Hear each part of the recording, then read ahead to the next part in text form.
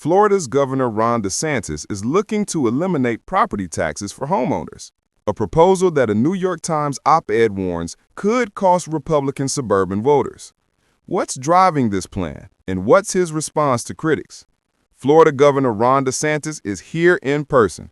Good to see you. Great to be here. Across America, people are getting squeezed. Property taxes are a big part of that. When home values go up, even if local government doesn't raise the tax rate, you end up paying much more. In 2019, Florida collected about $32 billion in property tax revenue. Today, that number is $56 billion. In just 5 or 6 years, property tax revenue has nearly doubled. You cannot double local government every 5 years. That is unsustainable. This spending growth has happened because assessed values increased, giving local governments a massive automatic revenue surge without accountability. We've always been strong on law enforcement, strong schools. We'll continue that. But we must focus on Florida homeowners, Florida residents with homesteads. For example, Sean had a condo in Naples but remained a New York resident, so that property could still be taxed fully. About 70% of property taxes in Florida are paid by non-homestead owners, non-residents, and commercial property. We are in a unique situation where so much of our tax base is paid by people who don't live here full time. That gives us room to provide historic relief for Floridians. The legislature will need to place it on the ballot, and voters must approve it. Property tax is local. The state doesn't collect it, but we can lead an effort to provide relief. Critics say if you eliminate property taxes, schools will suffer. What do you say?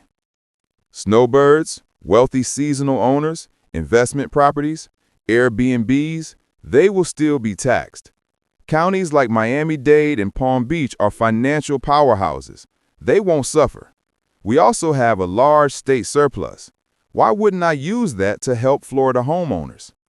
But you are picking favorites. If we were designing society from scratch, I don't think taxing property makes sense. Consumption taxes make more sense.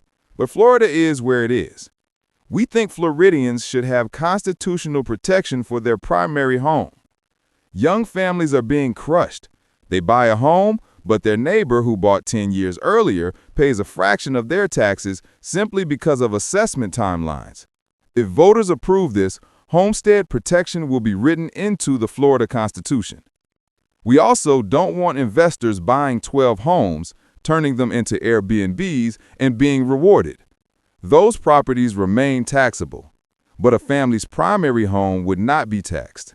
That incentivizes true home ownership. Let's talk politics.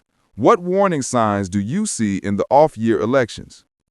In midterms, the party in power tends to be complacent. Republicans have another issue. Donald Trump created a new pool of voters who only vote when he's on the ballot. If he isn't, many of them simply don't show up. That must be addressed. We overcame this in Florida in 2022. Florida was a purple state, yet we won by 1.5 million votes. We did that with bold results, not pale incrementalism. You cannot look at a district Trump won by 10 points and assume Republicans will win it again without him present. What should the Republican message be? Economy and immigration. Border security is achieved. Influx is stopped. We're working on a moratorium for new arrivals from hostile regions. That's a major win. Congress needs to be bold. They should be putting Democrats on the record every day. Highlight sharp contrast. Voters need to know we are on their side. Democrats caused inflation.